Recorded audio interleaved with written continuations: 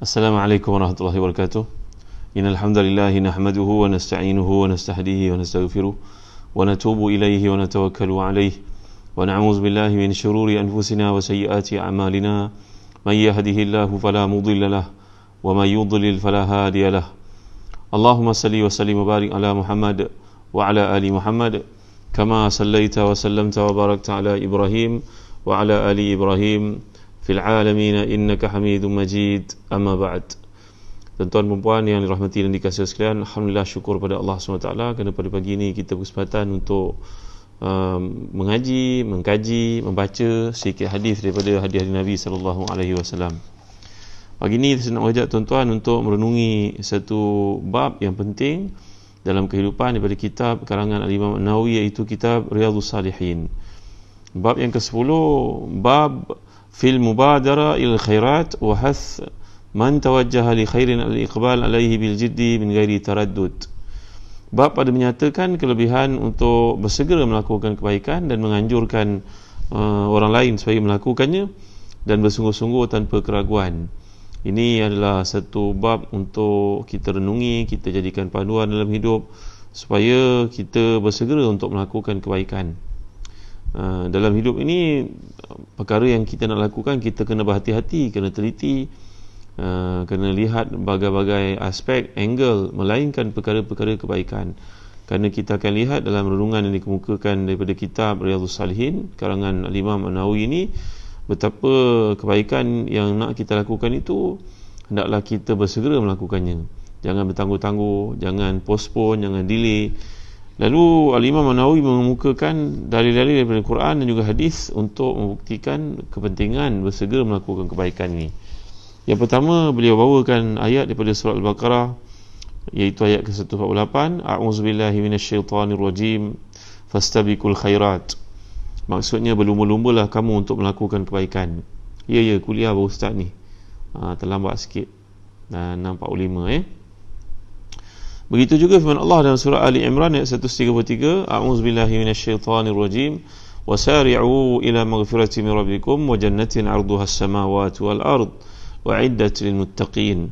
Maksudnya, bersegeralah kamu untuk melakukan menuju kepada kebaikan, kepada syurga Tuhan kamu, keampunan dan juga syurga daripadanya yang luasnya macam langit dengan bumi. Jadi ayat yang digunakan dalam kedua-dua konteks itu, fastabiqu dan juga wasari'u. Maknanya segera, jangan bertangguh-tangguh. Kemudian datang hadis yang dikemukakan oleh beliau. Hadis yang pertama, an Abi Hurairah radhiyallahu anhu anna Rasulullah sallallahu alaihi wasallam qala badiru bil a'mali salihah fasatakunu fitnun ka qita'il laylil mudlim yusbihu ar-rajulu mu'minan wa yumsi kafiran wa yumsi mu'minan wa yusbihu kafiran yabi'u dinahu bi'aradin minad dunya. Rawahu Muslim. Maksudnya, daripada Abu Hurairah radhiyallahu anhu bahawasanya Nabi SAW sabda, bersegeralah kamu semua untuk melakukan kebaikan-kebaikan, amalan-amalan saleh, sebelum datang berbagai-bagai fitnah yang diumpamakan seperti potongan-potongan dari malam yang gelap gelita. Berpagi-pagi seseorang itu dalam keadaan mukmin, sedangkan dia menghadapi petangnya dalam keadaan kafir. Ataupun dia berpagi-pagi menghadapi waktu pagi sebagai seorang kafir dan menghadapi petang sebagai seorang yang mukmin. Jadi orang itu menjual agamanya dengan tujuan mendapat harta dari keduniaan. Jadi hadis ini riwayat Imam Muslim. Satu peringatan untuk setiap kita supaya bersegera untuk melakukan kebaikan. Kerana sabda Nabi SAW, nanti kamu akan lihat tiba satu keadaan fitnah yang berlaku dalam kehidupan, menyebabkan seseorang manusia itu menghadapi waktu pagi sebagai seorang mukmin, manakala petang dia sudah kafir, ataupun pagi dia kafir, petang dia beriman. Di mana manusia pada waktu itu akan menjual agamanya untuk kepentingan dunia, untuk kemewahan dunia, untuk habuan dunia.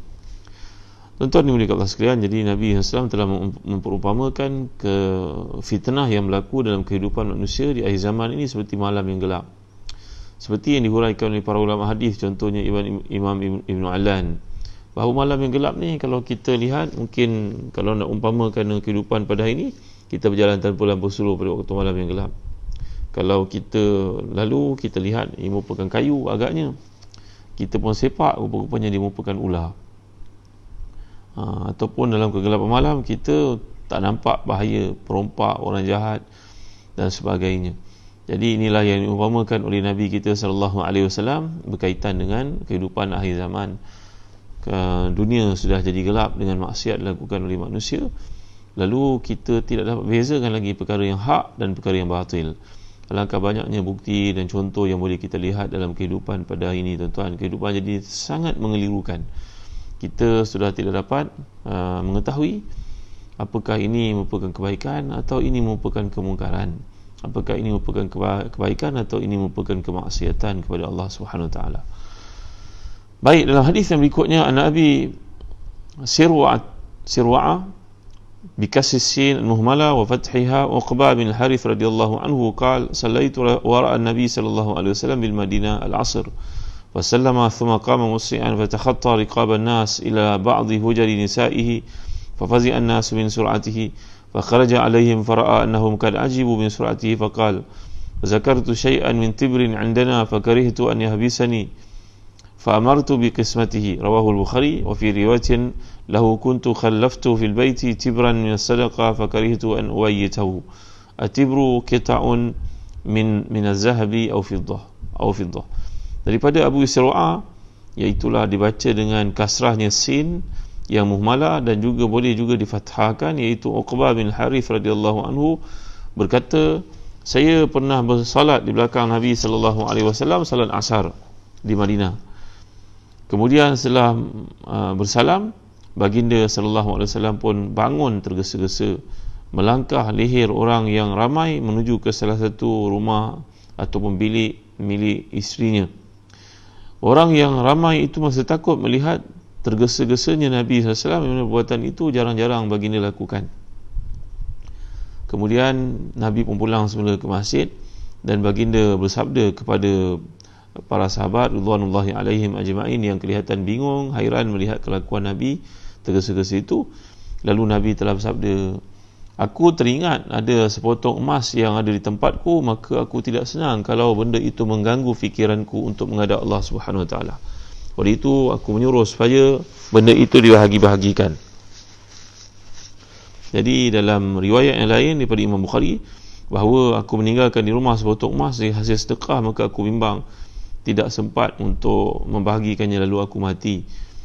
Jadi tuan-tuan yang mulia sekalian, ini menunjukkan kepada sikap Nabi yang bersungguh-sungguh bersegera untuk membahagikan harta kepada orang yang memerlukan. Kerana Nabi SAW telah menerima harta ini untuk tujuan pengagihan kepada golongan masakin dan juga fuqara. Baginda menyimpannya terlebih dahulu di rumah. Jadi bila teringat, Nabi bersegera untuk menyempurnakan hak orang yang terlibat, iaitulah Nabi kita sallallahu alaihi wasallam tidak mahu menangguh-nangguhkan hak yang patut dibahagi-bahagikan itu. Jadi dalam hadis ini menunjukkan kepada kita beberapa perkara penting. Yang pertama sekali, selepas sembahyang Nabi bangkit tanpa melakukan doa. Mungkin ini juga satu persoalan yang timbulkan. Yang kedua, Nabi tergesa-gesa sampai ke peringkat melalui kumpulan manusia yang ramai, para sahabat yang sembahyang di belakang baginda. Baginda melangkah mereka untuk pulang ke rumah baginda sallallahu alaihi wasallam. Yang ketiga, boleh kita lihat dalam konteks hadis ini, Nabi pulang ke bilik isterinya, iaitulah radhiyallahu anhuna, isteri-isteri Nabi sallallahu alaihi wasallam ni, mereka duduk di rumah-rumah yang sangat kecil. Dan yang keempat, dalam konteks hadis ini pengajaran yang boleh kita fikirkan, iaitu Nabi kita sallallahu alaihi wasallam telah pun memaklumkan, beritahu kepada para sahabat semua tentang apakah tindakan lakukan baginda yang kelihatan luar biasa menyebabkan mereka bingung melihatnya pada petang itu. Jadi yang pertama, kita dapat lihat Nabi kita keluar segera lepas sembahyang asar. Apakah lepas sembahyang kita digalakkan berdoa? Memanglah dalam hadis mengatakan doa yang diterima oleh Allah SWT tempatnya selepas sembahyang fardu. Namun demikian, kalau kita perhatikan, ada setengah-setengah keadaan Nabi kita sallallahu alaihi wasallam, dan itu yang paling banyak sekali menunjukkan bahawa Nabi dalam berdoa dalam sembahyang. Sebagai contohnya, Nabi bersabda, aqrab ma yakunu abdu ila rabbih kaunuhu sajidan fa'aksiru fihi du'a. Tempat yang paling dekat manusia dengan Tuhannya adalah ketika sujud, maka banyakkan berdoa. Dan satu lagi tempat yang utama untuk berdoa lah sebelum memberi salam. Siapa yang selesai fariga ahadukum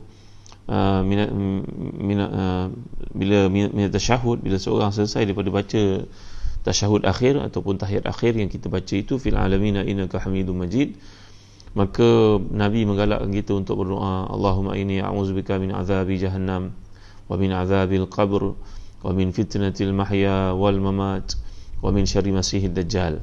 Ya Allah, aku mohon perlindungan kepadamu daripada neraka jahannam, daripada azab kubur, dari fitnah kehidupan dan kematian, dan aku mohon perlindungan kepadamu dari fitnah, gangguan, kezaliman, kejahatan yang akan dibawa oleh Dajjal. Begitu juga Nabi berdoa sebelum bagi salam, Allahumma ighfirli ma qaddamtu wa ma akhartu wa ma asrartu wa ma alantu wa ma anta a'lamu bihi minni antal muqaddim wa antal muakhir wa anta ala kulli syai'in qadir. Jadi kalau kita melihat orang lepas sembahyang tidak berdoa, janganlah kita salah sangka kepada mereka. Mungkin mereka telah pun berdoa dalam sembahyang. Ada tempat-tempat yang dimustajabkan doa seperti ini, nyatakan dalam hadis sahih. Contohnya dalam sujud, contohnya sebelum beri salam. Yang kedua, Nabi SAW bersegera untuk keluar dari masjid, untuk kembali ke rumah. Salah seorang daripada isteri baginda SAW bagi tujuan untuk mengambil harta ataupun sedekah untuk diagihkan kepada mereka yang memerlukan. Oleh kerana itu merupakan matlamat yang penting, Nabi takut terlupa dan nak menunjukkan kepada para sahabat begitu bersungguh-sungguhnya Nabi dalam menunaikan hak orang ramai. Maka kalau kita dapat memegang amanah melibatkan harta orang ramai, tuan-tuan, hendaklah kita segera menunaikannya. Jangan menangguh-nangguh, jangan ambil kesempatan, jangan pergi simpan pula dalam bank. Kalau ia melibatkan hak orang ramai, hendaklah disegerakan pengagihannya kepada mereka. Kalau memakai harta orang ramai, lagilah satu kezaliman, tuan-tuan dimuliakan Allah sekalian. Dahulu ketika di kampung-kampung, ada setengah orang yang diamanahkan untuk memegang tabung khairat kematian. Memegang tabung khairat kematian, tabung orang meninggal dunia untuk penyelenggaraan jenazah, berikan kafan dan sebagainya. Kadang-kadang di kampung-kampung itu orang terpakai duit khairat kematian, tuan-tuan. Zaman dulu tak ada rekod yang cekap macam zaman sekarang ni. Maka dipakai duit khairat kematian ni sampai dia pula meninggal dunia, lalu keluarganya terpaksa mengaku kepada sekalian ahli karya bahawa si ayah ni terpakai duit khairat kematian. Jangan kita jadi orang seperti itu, tuan-tuan.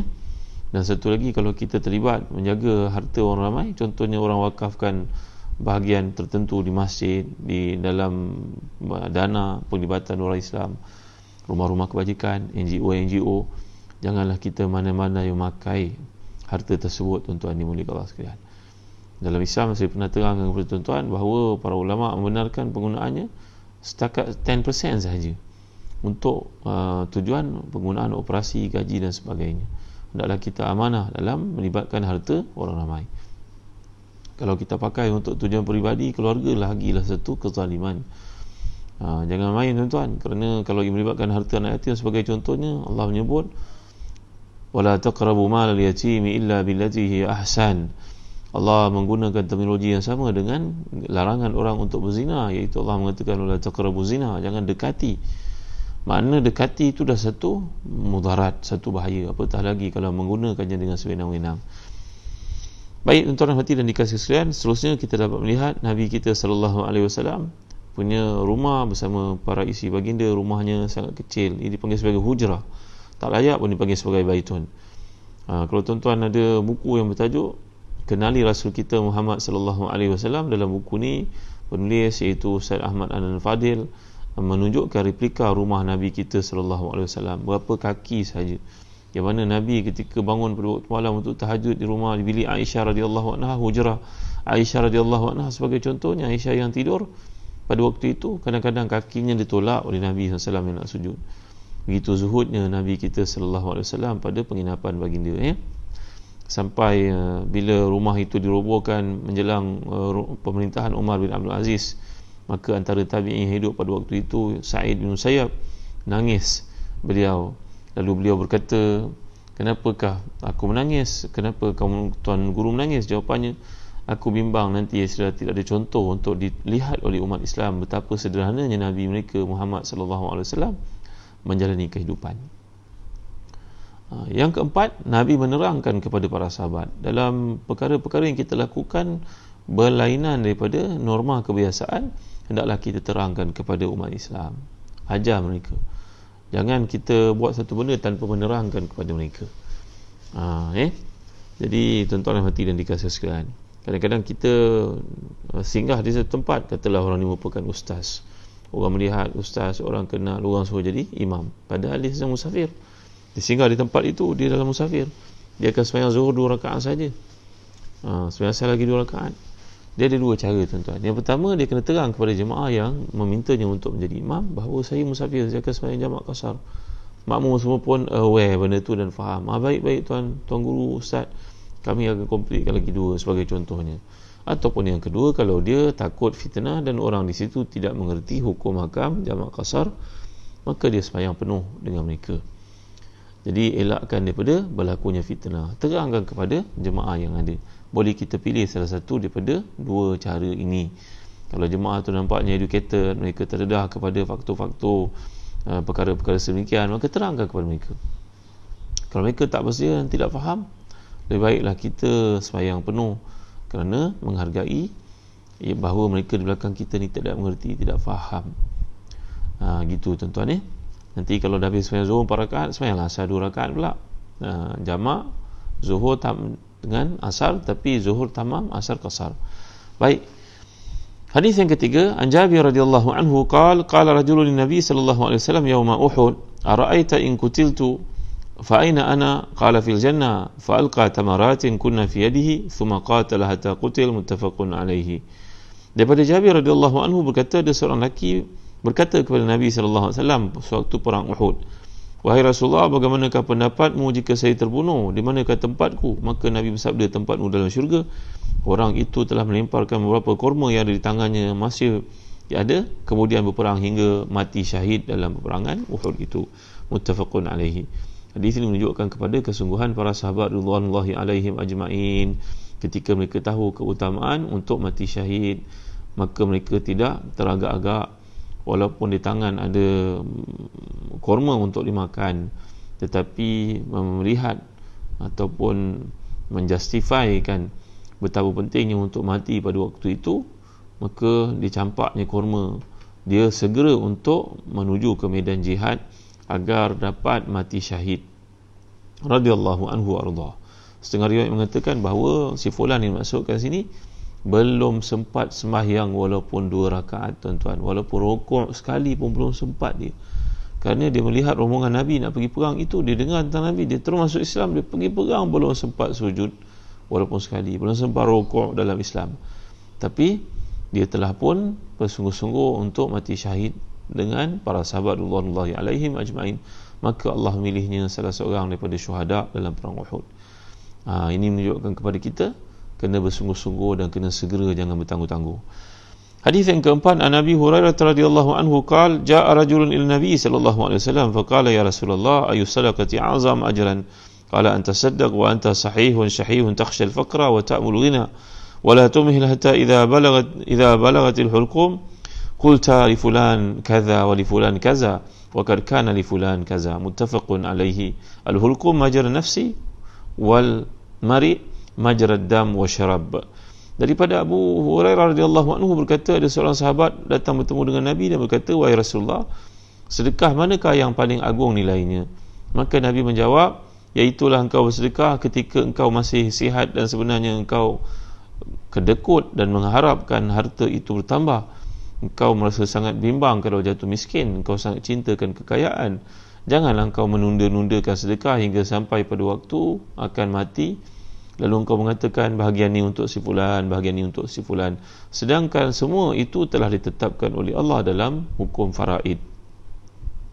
Jadi dalam hadis ini Nabi mengingatkan para sahabatnya radhiyallahu alaihim ajma'in bahawa kualiti sedekah yang paling banyak bukan ketika sudah bergelar jutawan. Nak sedekah dari sekarang, ketika kita punya wang walaupun tak banyak, tapi pada waktu itu kita sangat memerlukan harta itu, kita cinta padanya, kita takut jatuh miskin, kita harap sangat jadi kaya. Pada saat itulah sedekah kita paling besar nilainya di sisi Allah Subhanahu Wa Taala. Wahai orang-orang muda, jangan sekali-kali beranggapan bahawa kena jadi kaya dulu, kena jadi seperti milioner itu, kena jadi jutawan itu, hartawan itu, baru nak sedekah, baru nak masjid. No, dari sekarang. Kalau dalam kocek kita cuma ada RM50 saja, kita sedekah ikhlas kepada Allah untuk Islam RM10, berarti kita sudah bagi 20% daripada harta kita. Tapi kalau orang itu hartanya sampai 1 juta, dia memberi hanya setakat 1,000, berapa nilai tuan-tuan? Nak dibandingkan orang ada RM50, dia bagi RM20, kan? RM20 daripada harta 40% dia bagi untuk Islam. Maka dalam kehidupan ini Allah bukan melihat pada banyaknya, Allah melihat pada kualitinya. Kualiti itu datang dengan sebab kita masih muda, mengharapkan kekayaan, takut jatuh kemiskinan, kita merasa cinta kepada harta itu, maka saat itulah sedekah kita paling besar nilainya di sisi Allah SWT. Jadi jangan betul tangguh. Kita nampak ada pengumuman di masjid, kapet ini perlu diganti, dermalah sekadar sebesar liang lahat kita. Buat tuan-tuan, jangan betul tangguh. Tahu anak kita baru pulang borang derma untuk surau di sekolahnya, ayo lakukan. Ikut kemampuan kita, bersungguh-sungguh untuk melakukan kebaikan, jangan ditangguh-tangguh. Ada orang kadang-kadang hartanya banyak, bila orang datang minta derma masjid, rumah anak yatim kepadanya, nanti kita tunggu dulu hantar proposal, hantar kita kerja. Allah, kalau derma itu sampai 100,000, mungkinlah perlu kepada derma, perlu proposal tuan-tuan ni. Tapi kalau setakat derma RM50, RM100, apa buat kita menyusah-nyusahkan orang? Kan? Baik, hadis yang berikutnya, an Anas radhiyallahu anhu annahu qala anna Rasulullah sallallahu alaihi wasallam akhadha sayfan yawma Uhudin faqala man ya'khudhu minni hadha fabasatu aydiyahum kullu insanin minhum yaqul ana qala faman ya'khudhu bihaqqihi fa ahjama al-qawmu faqala Abu Dujana radhiyallahu anhu ana akhudhuhu bihaqqihi fa akhadhahu fa falaqa bi hamal musyrikin, rawahu Muslim. Dari Anas radhiyallahu anhu bahwasanya Nabi SAW mengambil pedangnya pada hari Uhud, perang Uhud, dan Nabi bersabda, siapa yang nak mengambil pedang ini daripada-Ku? Maka ramailah orang menghulurkan tangan masing-masing minta kepada Nabi untuk mengambil pedang itu, mengharapkan keberkatan daripada Nabi dan doa daripada baginda sallallahu alaihi wasallam. Tiba-tiba Nabi bersabda kepada mereka, pedang ini hanya diambil oleh orang yang layak menunaikan hak pedang ini. Mendengar apa yang diberitahu oleh Nabi itu, syarat letakkan Nabi itu, maka para sahabat pun terdiam. Tadi ramai-ramai mengangkat tangan menawarkan untuk mengambil pedang itu, menjalankan tanggungjawab membunuh musyrikin. Sekarang semua terdiam, semua takut, semua rasa takut tak dapat menunaikan hak yang penting itu. Tiba-tiba Abu Dujana radhiyallahu anhu pun datang kepada Nabi, wahai Nabi SAW, saya akan mengambil pedang ini, saya akan menunaikan haknya. Maka Abu Dujana pun mengambil pedang itu dan berperang menentang musyrikin. Berapa ramai orang yang mati di tangannya dengan pedang yang Rasulullah berikan itu. Hadis ini menunjukkan kepada kita tentang kesungguhan yang ada pada iman para sahabat, kesemuanya sekali, tak terkecuali sudah tentulah Abu Dujana yang sangat berani. Abu Dujana ni seorang panglima perang yang sangat berani, tuan-tuan ya. Maka dalam hadis ini para ulama membuat komentar syarah kepada hadis ini, sebagai contohnya Imam Nawawi dalam Syarah Muslim berkata, bukanlah ia menunjukkan kepada ketakutan para sahabat dalam menjalankan tanggungjawab, menunjukkan mereka ni takut untuk memegang tanggungjawab jihad. Tidak, bukan itu maksudnya. Tapi bila Nabi letakkan syarat, mereka takut kalau tak dapat tunaikan. Para sahabat adalah golongan yang terbaik. Mereka merupakan ahlu qiyam, ahlu siyam. Mereka merupakan golongan yang sangat committed, konsisten melakukan ketaatan kepada Allah. Tiada keraguan sedikit pun pada iman mereka. Cuma bila Nabi letakkan syarat itu, mereka takut seandainya tak dapat menunaikan syarat yang berat itu.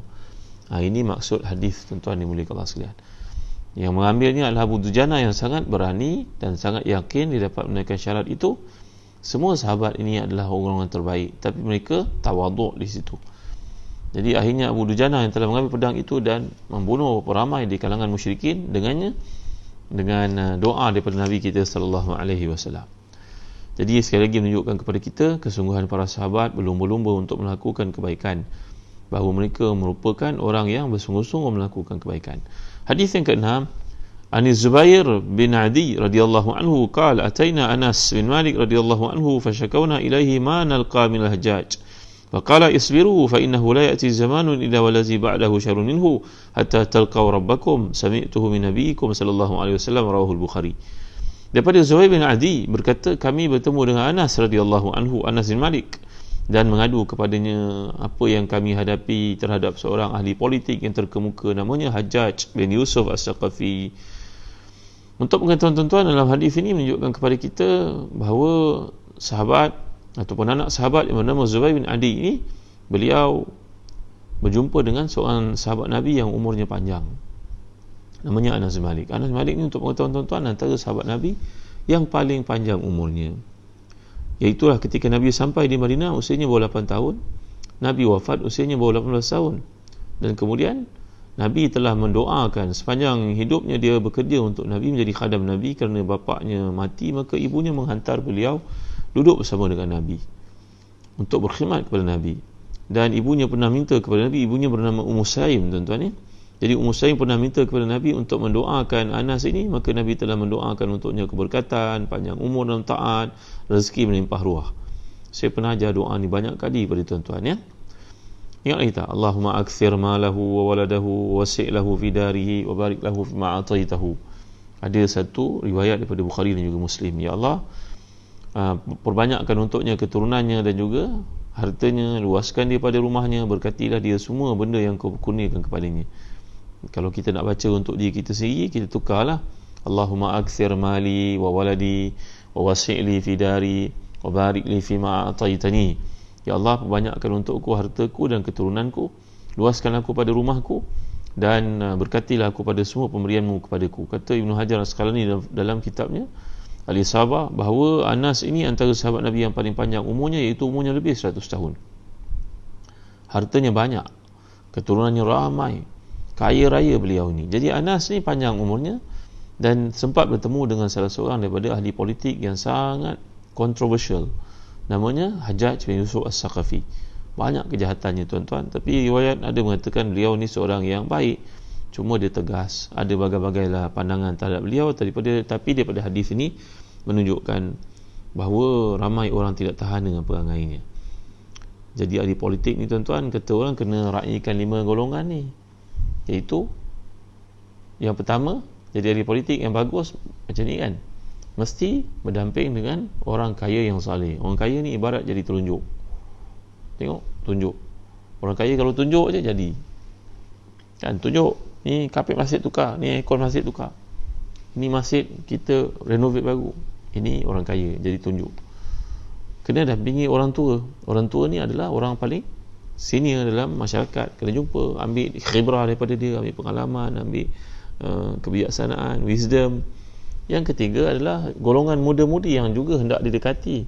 Pada zaman ini lebih banyak cabarannya. Orang muda punya permintaan, pergaulan, pengetahuan pun hebat juga untuk kita tahu. Dan yang kelima adalah anak-anak. Anak-anak ni biar jauh sikit daripada kita, tapi kita sayang pada mereka. Ini jadi pemimpin. Kalau kita ambil satu saja, pemimpin hanya ambil berat anak-anak saja, maka yang lain dia abaikan. Dia tak akan jadi pemimpin yang hebat, tuan-tuan.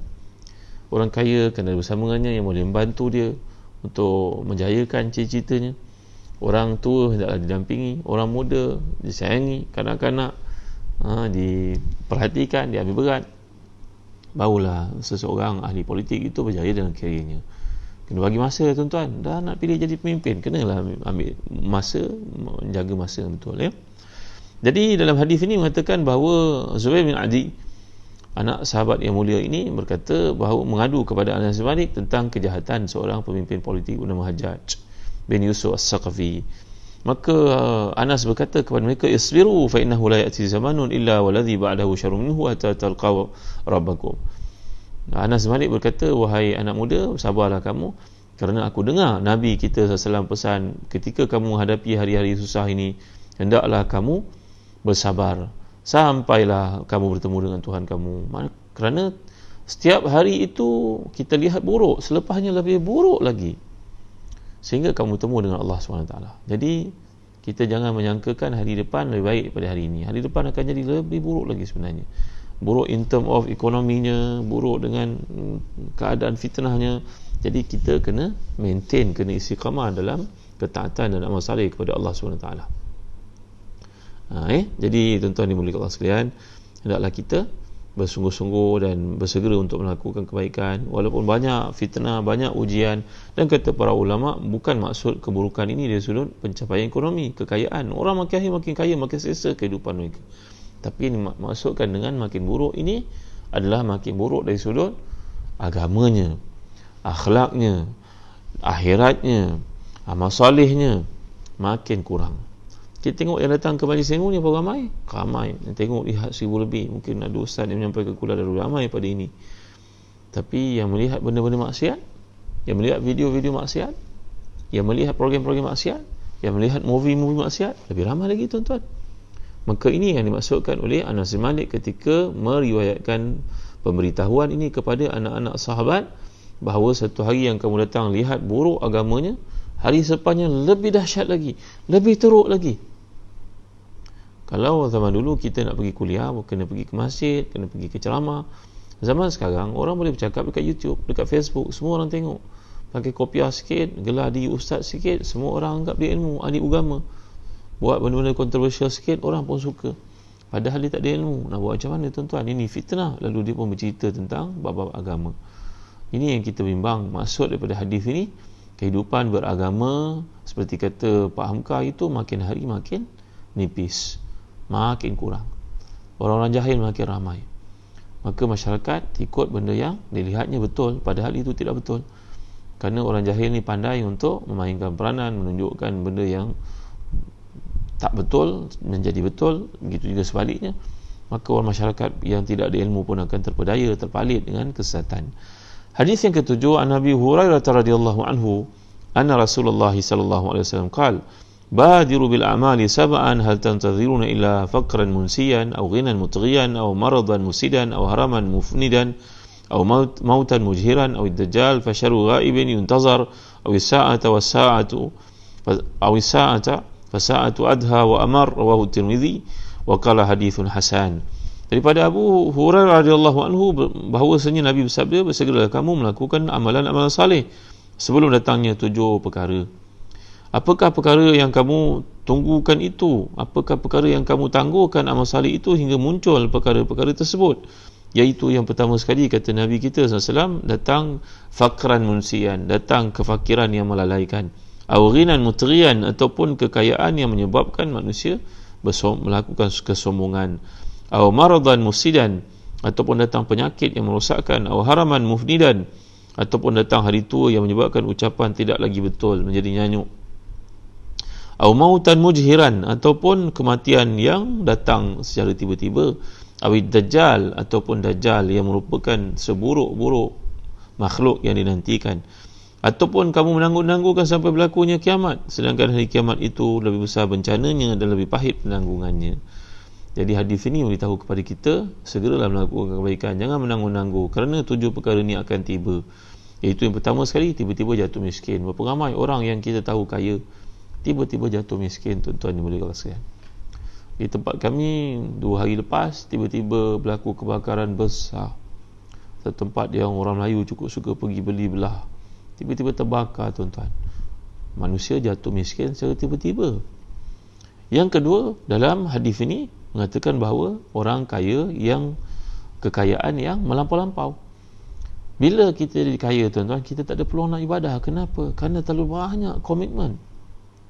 Syarikat nak diuruskan, pekerjaan nak diuruskan, komitmen itu berjumpa dengan orang ini, terbang sana, terbang sini. Maka kekayaan akan menyebabkan manusia tidak punya peluang lagi untuk melakukan amal soleh. Dalam banyak keadaan, Nabi menyatakan ni perkara yang aghlabuz zan, perkara yang biasanya berlaku begitu. In general, kekayaan akan menyebabkan manusia tak ada peluang untuk melakukan ketaatan lagi, kurang masa untuk melakukan ketaatan. Sebab itu bila Abu Darda radhiyallahu anhu, anaknya, puterinya yang sangat jelita namanya Darda itu dipinang oleh putera mahkota pada masa itu, Yazid bin Muawiyah, maka Abu Darda menolak. Kisah ini masyhur dalam kisah para sahabat. Abu Darda, seorang sahabat Nabi yang mulia ini, menolak pinangan anak kepada Muawiyah yang juga sahabat Nabi. Ditanya kepadanya, wahai tuan guru, anak murid bertanya kepadanya, wahai sahabat Nabi, kenapa tuan tolak pinangan orang kaya itu yang berkedudukan? Dia menjawab dengan lembut, dengan hikmah, tolak pinangan orang ni kena jawab dengan baik, tuan-tuan ya. Jangan sampai orang terasa hati, orang sedih, orang aniaya kita kadang-kadang. Kita jadi bapa ni takut orang santau, orang buat khianat dan sebagainya. Tolak-tolak baik-baik. Maka Abu Darda ini berkata kepada anak-anak muridnya, orang yang bertanya kepadanya, aku bimbang Darda ni sama ni hidup dengan serba sederhana. Abu Darda ni miskin orangnya hidup serba sederhana, bukan miskin, sederhana.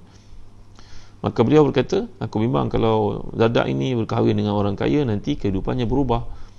dia sudah punya pekerja, dia sudah punya pelayan, kehidupannya dah berbeza daripada sekarang, maka aku bimbang dia kena seolah-olah macam kejutan budaya nanti. Akhirnya Abu Darda mengahwinkan puterinya Darda yang cantik jelita itu dengan salah seorang muridnya yang biasa-biasa saja, yang tak ada kedudukan pun, yang tak ada kebangsawanan pun. Dan Abu Darda tidak pernah bertanya kepada anak muridnya itu sepanjang tempoh perkahwinan, bagaimana kehidupanmu. Dan berarti kata nak menyemak, nak menyebuk-nyebuk, tak ada. Kita jadi bapa, jadi mak, kadang-kadang bila anak kita berkahwin, kita yang menyebuk-nyebuk, sampai boleh menyebabkan perceraian pada anak kita dengan menantu kita, pergaduhan. Mana anak dah besar dah lah tuan-tuan, doakan saja sudahlah. Kalau nak perempuan kita mengadu sebersikit masalah suami, iyalah dia belum jumpa dengan lelaki tu, dia orang kata berkahwin ni pertemuan dua manusia dengan 1000 perbezaan yang kita tak nampak sebelum perkahwinan. Sebelum perkahwinan semuanya wangi belaka, lepas perkahwinan barulah kita tahu perangai yang sebenar seseorang. Maka bersabarlah, cakap pada anak kita elok, sebagaimana pesan sahabat-sahabat Nabi pada anak-anak mereka ketika berkahwin, kau akan dibawa pulang oleh lelaki yang ayah pun tak tahu siapakah dia, tapi ayah sentiasa mengenangmu dalam doa ayah. Nak engkau ni buah hati ayah, engkau ni segala-galanya bagi ayah, maka ayah menyerahkan kau dengan harapan orang ni boleh menjaga agama kau. Ayah tak kenal dia, engkau mengatakan dia baik, maka bagi ayah dia baik. Tuan-tuan kan, setiap orang yang mengalami situasi ni kena banyak menghadap pada Allah, banyak berdoa pada Allah. Jadi kembali kepada kisah, kalau orang ini kaya akan menyebabkan banyak urusan agamanya terganggu, itu memang betul tuan-tuan, memang betul. Maka dalam hidup ini, pilihlah kesederhanaan, pilihlah kesederhanaan. Taklah terlalu kaya dan tak terlalu miskin. Miskin boleh menyebabkan orang payah juga, seperti dalam hadis mengatakan faqran munsian, pagi petang siang malam kena bekerja kerana kehidupan tak cukup, komitmen yang ada tinggi, apa yang diperlukan tak dapat memenuhi, maka kena kerja pagi petang siang malam, dan malam kena bawa Grab pula, siang bawa Grab food pula, contohlah tuan-tuan ya. Jadi ini adalah kita minta kepada Allah perlindungan daripada perkara semikian. Sebab antara doa Nabi, Allahumma inni a'udzubika minal faqri, minal kufri wal faqri, Allahumma inni a'udzubika min azabil qabri, la ilaha illa anta. Allahumma inni a'udzubika minal kufri wal faqri wa a'udzubika min azabil qabri, la ilaha illa anta. Allahumma inni a'udzubika minal kufri wal faqri wa a'udzubika min azabil qabri, la ilaha illa anta. Ya Allah, aku mohon perlindungan kepadamu daripada kekafiran dan juga kemiskinan, dan aku mohon perlindungan kepadamu daripada azab kubur. Tiada Tuhan yang berhak disembah dengan sebenar-benarnya melainkan Engkau ya Allah. Kalaulah ada Ustaz Syafiq Murad pada pagi ni, ataupun Ustazah Ummu Fatih, mungkin boleh masukkan doa ni untuk diamalkan oleh sekalian yang hadir. Kemudian Nabi bersabda lagi, hendaklah kamu segera melakukan ketaatan sebelum kamu ditimpa penyakit. Keliling kita ada berbagai-bagai contoh, orang itu sihat, tiba-tiba kali ini kita jumpa dia sudah kena penyakit tertentu, tak boleh bangun lagi, ataupun cakap pun tak berapa dengar lagi. Allahu Akbar, orang ni sihat sebelum ni. Maka pada ketika itu barulah kekesalan datang, tak sempat nak bertasbih, tak sempat nak berzikir, tak sempat nak berdoa, tapi mulut dah tak boleh bercakap. Maka jangan tunggu saat itu tiba, bersegeralah buat waktu sihat. Yang keempat, kata Nabi SAW, ataupun nyanyuk, yang tua yang nyanyuk, yang lupa, juga boleh berlaku kepada seseorang. Maka mohon kepada Allah perlindungan dari penyakit nyanyuk. Yang kelima, ataupun maut, mati yang datang dengan tiba-tiba. Mati yang muncul dengan tiba-tiba. Kerana bila kita baca dalam Quran, idza jaa ahadakumul maut, jaa. Jadi penggunaan Quran menunjukkan mati itu datang kepada kita. Kita lari pun dia tetap datang kepada kita. Kita tak akan mampu lari daripada ini. Bukan kita pergi cari kematian itu, tetapi kematian itu akan datang kepada kita. Wa'bud rabbaka hatta ya'tiyakal yaqin. Beribadahlah kepada Tuhanmu sampai datang kepada kematian. Kematian itu akan datang kepada kita, kita suka ataupun tidak. Jadi jangan tunggu sampai mati, kerana setiap orang yang mati itu menyedari banyaknya amal salih yang dia terabai, dia tinggal untuk melakukannya. Saya pernah cerita pada tuan-tuan dalam kuliah di Facebook ni, bahawa Abdullah bin Umar radhiyallahu anhuma berjalan dengan Nabi. Nabi pun bersabda, ahli kubur yang ada di sini sedang diseksa oleh Allah, kerana dia kalau dia tahu kelebihan sembahyang sunat, tentulah dia tidak akan meninggalkannya. Mulai hari itu berpuluh tahun Abdullah bin Umar lepas kewafatan Nabi SAW, setiap kali nampak kubur beliau akan sembahyang sunat. Sembahyang sunat ni tak perlu kita kena menghadap kiblat, Tak perlulah kita sembahyang berdiri proper macam sembahyang fardu. Sembahyang sunat boleh buat di atas kenderaan sebenarnya. Jadi Abdullah bin Umar punya kelakuan mendengar pesan Nabi itu, sebaik saja beliau mengetahui keutamaan sembahyang sunat, setiap kali nampak kubur dia akan sembahyang sunat, mengingati pesan Nabi bahawa di kubur ramai yang diseksa kerana meninggalkan sembahyang sunat. Kalau mereka buat sembahyang sunat, tentulah menjadi syafaat untuk mereka, kata Nabi kita sallallahu alaihi wasallam. Terima kasih Ustaz Syafiq Murad ni, dah masuk dah doa ni nampaknya. Allahumma inni a'udzubika minal kufri wal faqr wa a'udzubika min azabil qabr la ilaha illa anta. Terima kasih Ustaz Syafiq Murad ya. Jadi tuan-tuan dimuliakan Allah sekalian, ini yang kelima. Yang keenam, apakah kamu menangguh-nangguhkan ibadat sehingga muncul Dajjal? Dajjal nanti datang akan memperdayakan ramai manusia yang jahil. Pada waktu itu kamu nak mengamalkan Islam, kehidupan kamu penuh dengan fitnah. Bagai-bagai usaha akan ditekankan, dilakukan penekanan terhadap kamu oleh Dajjal dan tenteranya, pengikut-pengikutnya. Sebab golongan yang melakukan kemungkaran ini tidak redha untuk masuk neraka setakat mereka sahaja. Dia akan berusaha untuk menarik seramai orang untuk turut dihumban ke dalam neraka bersama dengan mereka. Nampak ya? Orang yang sesat ni, dia tidak akan biarkan dirinya saja sesat. Dia akan cuba untuk memperdayakan lebih ramai orang sesat bersama dengannya. Dan yang terakhir sekali, yang ketujuh, sabda Nabi, apakah kamu tunggu kiamat berlaku baru kamu nak beramal saleh? Maka pada waktu itu dia merupakan satu penantian yang sangat menakutkan. Wasa'atu adha wa amar. Kiamat merupakan satu benda yang sangat menakutkan. Bencana yang lebih pahit tanggungannya. Tuan-tuan dimuliakan Allah sekalian, hadis yang ke-8, anna Rasulullah sallallahu alaihi wasallam qala yawma Khaybar utiyanna hadhihi rayata rajulan yuhibbullaha wa rasulahu yaftahu Allahu ala yadayhi. Qala Umar radhiyallahu anhu ma ahbabtu ila al-imara yawma idzin fatasawartu lahu raja'an an ud'a laha fada'a Rasulullah sallallahu alaihi wasallam Ali bin Abi Talib radhiyallahu anhu fa'atahu iya qala imshi wa la yaltafit wa la taltafit hatta yaftah Allahu alayka. Fasara Aliun syai'an thumma waqafa wa lam yaltafit fasarakha ya Rasulullah ala maza uqatilun nas qala qatiluhum hatta yashhadu an la ilaha illallah wa anna Muhammadan Rasulullah fa idza fa'alu dhalika faqad mana'u minka dima'ahum wa amwalahum ila bihaqqiha wa hisabuhum ala Allah. Rawahu Muslim qawluhu fatasawartu huwa bisin al-muhmala ay wa thabatu mutatalli'an. Ketika berlakunya perang Khaybar ni untuk tuan-tuan latar belakangnya berlaku akibat golongan Yahudi yang telah memeterai perjanjian dengan Rasulullah untuk mempertahankan Madinah. Tiba-tiba bila berlaku perang Khandaq, mereka bersekongkol melakukan konspirasi, bersatu hati dengan pihak musyrikun yang sedang menyerang Madinah, iaitu orang-orang Arab datang dari Mekah dan sekutu-sekutunya. Maka Yahudi di tempat namanya Khaybar ini telah pun bersekongkol dengan mereka, sedangkan mereka ada perjanjian dengan Nabi. Lalu bila umat Islam dimenangkan oleh Allah dalam perang Khandaq itu atau perang Ahzab itu, maka Nabi diperintahkan Allah untuk terus pergi ke Khaybar. Khaybar ni jauh tuan-tuan, berapa jam dari Mekah ke utara. Maka Nabi SAW bersama dengan para sahabat telah mara menuju ke Khaybar. Ketika di Khaybar ini banyak kota-kota orang Yahudi ini, ada berapa belas kota yang merupakan tempat pertahanan orang-orang Yahudi. Jadi Nabi SAW telah pun menyerahkan satu daripada bendera ini kepada Ali karramallahu wajhah, iaitulah ketika Nabi bersabda, siapa yang nak bendera ini aku nak berikan, aku akan berikan bendera ini kepada seorang yang cintakan Allah dan Rasulnya. Maka dalam hadis yang diriwayatkan oleh Sayyidina Umar Khattab radhiyallahu anhu sebagai contohnya dalam hadis ini, beliau berkata, aku tidaklah suka kepada kepimpinan, aku bukan suka nak jadi ketua, tapi bila Nabi bersabda siapa yang pegang bendera ni adalah orang yang cintakan Allah dan Rasulnya, dia akan memimpin kumpulan umat Islam untuk membuka kota, salah satu kota daripada kota Khaybar milik Yahudi ni, maka aku pun menonjol-nonjolkan diriku seperti itu, mengharapkan Nabi memilih aku. Ini menunjukkan kepada kesungguhan para sahabat untuk melakukan kebaikan bila tahu ganjaran yang terdapat di sebaliknya. Kita tuan-tuan sebagai contohnya, pada hari ini kita tengah kuliah, nanti lepas kuliah ni sembahyanglah sunat syuruk atau sunat isyraq 2 rakaat aja, macam sembahyang sunat duha. Tapi dalam hadis mengatakan kalau kita sembahyang sunat syuruk atau isyraq 2 rakaat ini dapat pahala seolah-olah menunaikan haji 3 kali. Nabi sebut tamah.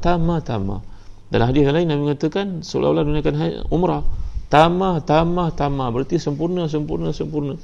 Bayangkan kalau setiap hari kita buat sembahyang sunat syuruk, tengok waktunya dia mengikut jadual masing-masing, di waktu sembahyang masing-masing. Orang Sabah lain, orang Johor lain, orang Melaka lain. Waktunya berbeza-beza mengikut pada waktu subuh kita di tempat masing-masing.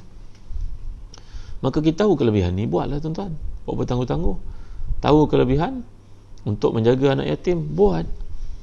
Tahu kelebihan, segera, jangan bertangguh-tangguh dan berlumba-lumba untuk melakukan kebaikan itu. Jadi dalam hadis ini menunjukkan kepada kesungguhan para sahabat. Umar Khattab radhiyallahu anhu berkata, aku taklah suka jadi ketua, tapi bila Nabi sebut yang jadi ketua pada kali ini adalah orang yang cintakan Allah dan Rasulnya, maka aku mengharapkan kemuliaan itu kena pada diriku. Tiba-tiba Nabi memilih Ali karramallahu wajhah.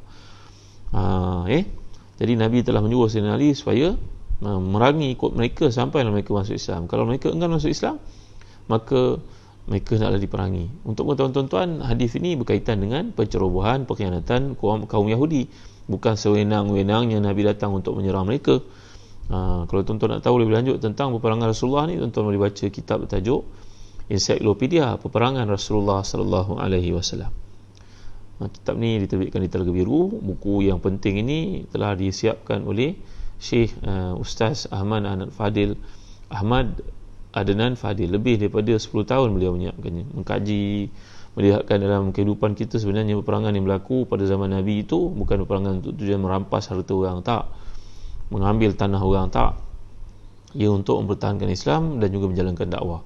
Dan kita dapat lihat strategi Nabi dalam banyak peperangan itu. Nabi menakut-nakutkan musuh sampai musuh pun lari, lalu hajat matlamat tercapai, itu untuk menyebarkan Islam, bukan semata-mata untuk merampas seperti yang berlaku pada golongan-golongan kafir yang menyerang negara umat Islam, negara-negara lemah, merampas harta mereka, membunuh orang-orang mereka beramai-ramai.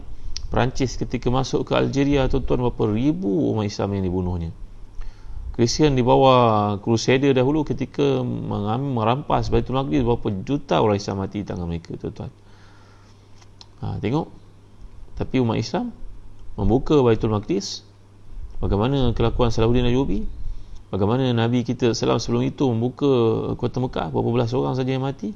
Selain daripadanya dijemput untuk masuk Islam, Nabi bersabda siapa yang masuk ke rumahnya dia selamat, siapa masuk ke dalam masjid dia selamat. Padahal masjid pada masa itu pun tak ada dinding, tuan-tuan, duduk kawasan masjid. Nabi nak galakkan mereka supaya jangan menyerang, untuk menyampaikan mereka Islam, dengar tentang Islam, dia masuk Islam. Siapa masuk rumah Abu Sufyan selamat. Ini pendekatan dalam peperangan Islam. Jadi jangan kita silap faham, kita baca hadis ini isolated daripada apa yang konteks yang menceritakan tentangnya, maka ada orang yang tersesat nanti dan mengatakan Islam ni agama pedang dan sebagainya. Jadi tuan-tuan hati dan dikasihi sekalian, daripada hadis ini diperintahkan oleh Rasulullah kepada Sayyidina Ali dan seluruh pasukan memerangi manusia musyrik, iaitulah yang menyembah selain daripada Allah dan tidak mempercayai adanya Allah serta keesaannya dan tidak mempercayai tentang diutuskan Nabi SAW. Tetapi kalau mereka telah mengikuti ajaran Islam yang benar, maka sama sekali tidak boleh diganggu, dipulangkan harta mereka balik semula. Namun demikian, manakala hak dan ketentuan Allah yang mengkehendaki, boleh saja seorang itu dibunuh seperti orang yang sengaja membunuh orang lain. Walaupun telah ditetapkan tidak boleh dibunuh mereka ini, tapi kalau mereka melakukan perkara-perkara yang tertentu melayakkan mereka untuk dibunuh, maka mereka akan dihukum bunuh, seperti penghuraian oleh Al-Imam An-Nawawi. Itu maksud sabda Nabi illa bihaqqiha, dengan kecuali dengan hak-haknya yang telah ditentukan dalam Islam. Jadi tuan-tuan, setakat ini saja dulu untuk kita pelajari pada pagi ini, sedikit renungan daripada kitab Riyadhus Salihin bab ke-10, bab galakan untuk segera melakukan kebaikan tanpa bertangguh-tangguh, dan mengajak orang keliling kita melakukannya, agar dengan melakukan bersama mereka kita menjadi lebih kuat. Dan rumusan daripada bab ini, akan datang fitnah dalam kehidupan umat Islam seperti kegelapan malam yang menyebabkan kita tak nampak apa-apa. Lalu seseorang itu menyangkakan kayu api dikutipnya, sebenarnya ia merupakan ular. Mungkin dijatuhkan dalam lubang. Bayangkan kita bawa kereta di highway, tidak ada lampu. Saya kita jatuh dalam lembah dan lurah nanti, tuan-tuan, dalam gaung nanti. Maka demikian juga dalam kehidupan, tanpa iman, tanpa ilmu, kita terdedah kepada bahaya jatuh dalam gaung kemurkaan Allah, neraka Allah, hawiyah yang Allah jadikan neraka. Carilah ilmu. Dan fitnah yang berlaku pada akhir zaman ni, kata para ulama, disebabkan oleh kejahilan dan oleh syahwat. Kadang-kadang ada orang dia tahu tapi dia buat juga kerana itu syahwat. Dia pergi ke masjid, dia berjadi imam, tapi dia pergi ke kenduri kahwin, ada orang karaoke, dia boleh karaoke juga bersama-sama, nyanyi dengan isteri orang. Ini syahwat, tuan-tuan. Dia tahu dosa tapi dia buat juga. Kan ada orang yang tak tahu langsung. Jadi kita mohon kepada Allah perlindungan. Untuk yang pertama, bab ilmu tambah, bab syahwat itu kita atasi.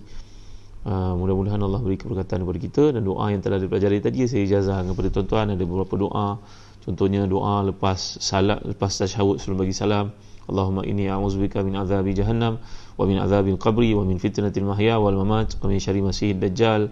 Ya Allah, aku mohon perlindungan kepadamu daripada azab jahannam, daripada azab kubur, daripada fitnah kehidupan dan kematian, dan aku mohon perlindungan kepadamu daripada gangguan dajjal.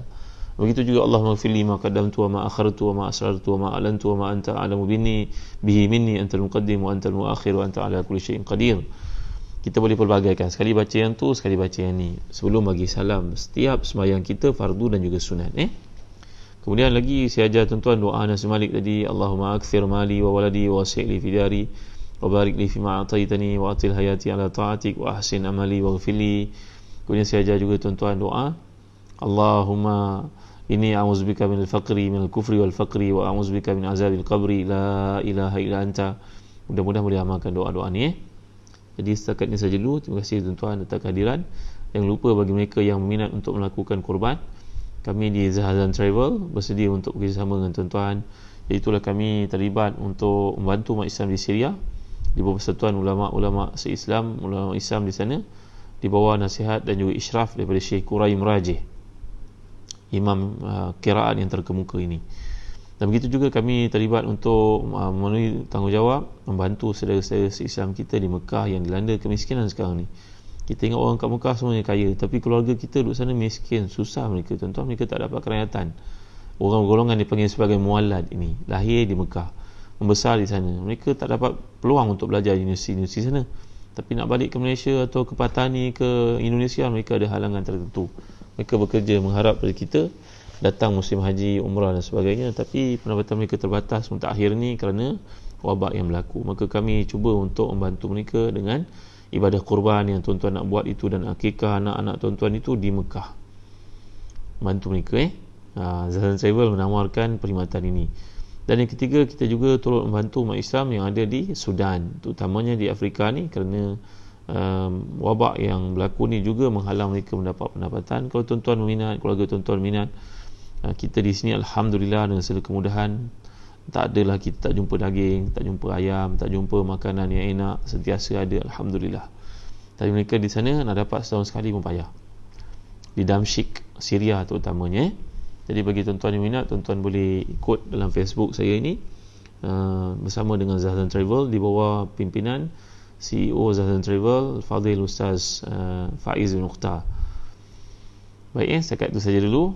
Terima kasih tuan-tuan. Nanti ada peluang kita sambung lagi kuliah kita, tafsir, seperti hadis dan sebagainya. Dan ada kalangan tuan-tuan minta saya bawa kitab Bidayatul Hidayah.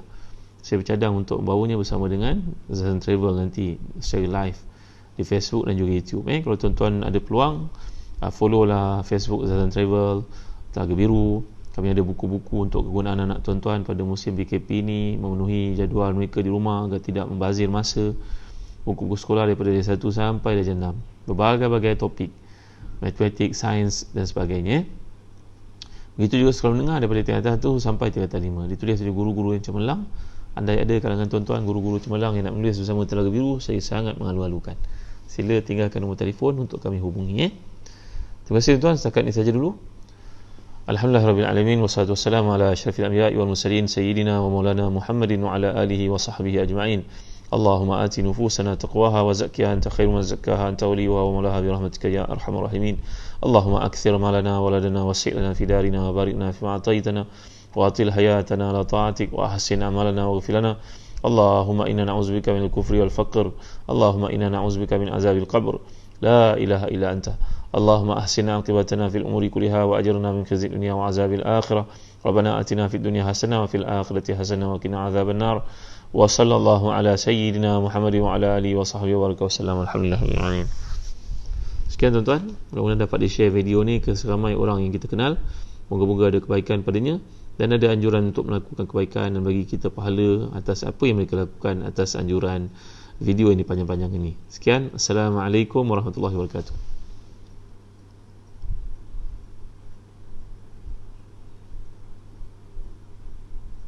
Ada soalan ni, waktu sunat syuruk dan waktu sunat duha. Kira-kira waktu sekarang merupakan waktu syuruk. lagi setengah jam, lebih kurang pukul 8 suku nanti mula waktu duha. Kalau di tempat kami di Kuala Lumpur, yang paling baik tengok pada jadual sembahyang, ada waktu syuruk ataupun isyraq ditulis di jadual sembahyang tempat masing-masing. Kadang-kadang di Putrajaya pun lain daripada di PJ, lain dari di Rawang. Maka tengoklah dalam jadual sembahyang yang dikeluarkan oleh negeri, jabatan negeri masing-masing.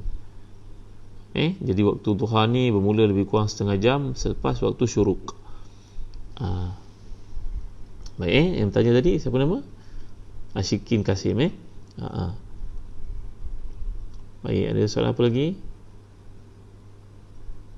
Terima kasih Ummu Muaz, kakak sayang saya semua. Nur Muhammad, Syarul Nizam, Nur Aslin, Magani Leng, Hafiza Latif, top fan kita, Afidah Muhajir, Hasinda Alinda, Din Ramli, Aifiza Saad, Nurida Abdul Rashid, semua yang hadir.